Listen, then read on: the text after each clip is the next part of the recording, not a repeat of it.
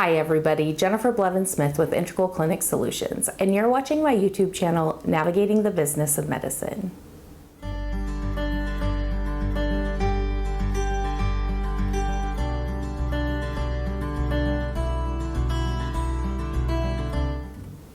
Today I want to talk about EDI enrollment.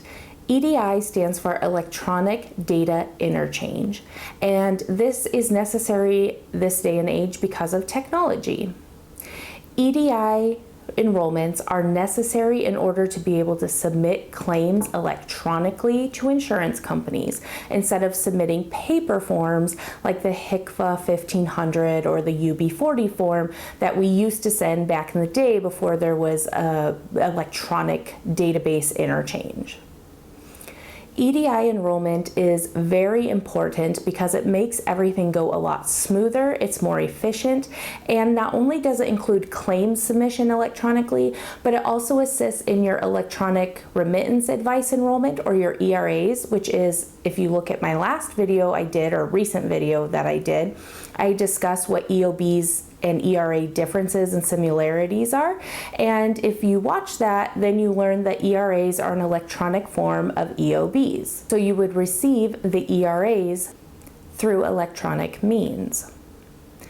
During the EDI enrollment, you also can sign up for electronic funds transfers, which means that you can get your payments electronically into the bank account or lockbox of your choice rather than waiting for a paper check to come to your office, review it, then cash it at the bank.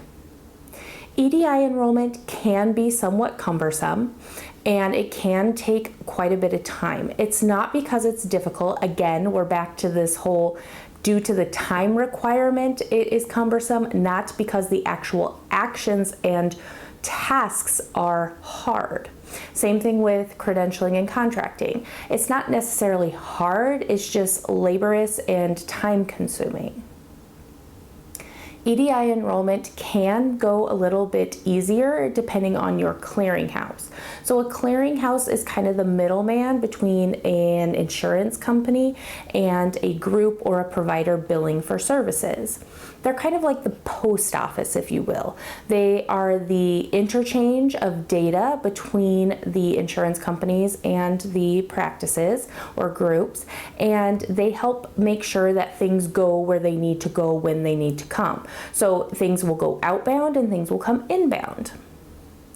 There are different electronic forms now of claims. They're called like 835s, 837s for ERAs, and that's the equivalent of the paper form. And the clearinghouses are the ones that have that ability to have that access to the payers so that things can go in and out.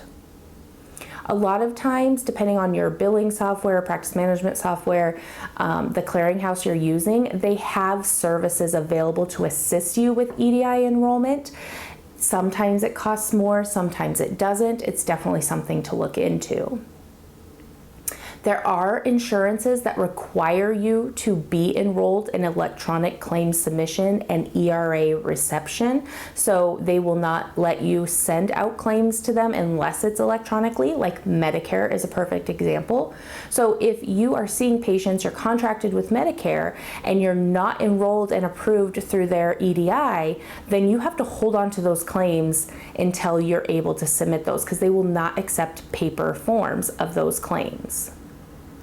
That is something you would need to look into your payer contracts about. They will tell you if it's required, when it's required. If so, some places you can't submit or sign up for an EFT or ERA reception until you've actually submitted a claim to them. So you would do like the claim submission EDI enrollment, but you would have to wait for the processing of that claim before you could actually enroll in the electronic funds transfer or receiving those electronic remittance advice.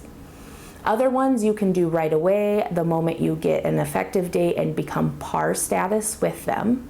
And then there's others that you don't have to be PAR status, you can just sign up. It's Very difficult to navigate this because every payer is different, every requirement is different. That's why you should rely on your clearinghouse or even your billing company or billing specialist, because chances are they know in your area which ones require what. But again, really reference your insurance contracts to see what they require, who they require to do it through. Is it Availity? Is it PaySpan? Is it your clearinghouse? Is it through the CAQH? There's so many different variations or possibilities there. So what I recommend is, as you get your contracts in from your insurance companies, to make notes about that kind of stuff so that you're not having to go find the contract later on, sift through, find the information. You could just have it in a notebook somewhere, easy to reference when it becomes that time to do it. EDI enrollment is so nice though, I promise. Sending electronic claims is so convenient, especially at the clearinghouse, because they have their own set of rules that the rule engine will scrub prior to submission, so it will reject anything that seems very basic. Also, the other thing with EDI enrollment, not only can you do oftentimes the claim submission, the ERA reception, and the electronic funds transfer, but you also can do eligibility through the insurances. That, if that is a feature that the insurance offers in this, then you would be able to check patients' real-time benefits, which is so wonderful, or at least their eligibility, if nothing else. And that is a whole nother topic that I will do a video on, about checking patients' eligibility and benefits. But I do have a little bit of places where I've mentioned that when I've talked about training your front desk staff, so check out that video too.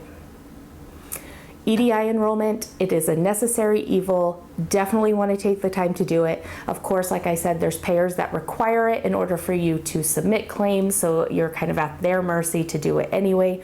But it really does, the work up front pays off in the long run with receiving everything electronically. If you have any questions or comments about this topic, please leave that in the comments below. Smash the thumbs up button if today's video was helpful.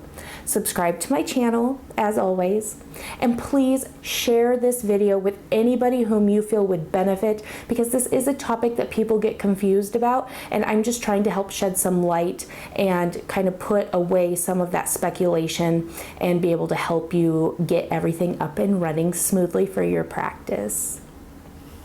Take care of your guys' selves. We'll talk to you soon. Bye-bye.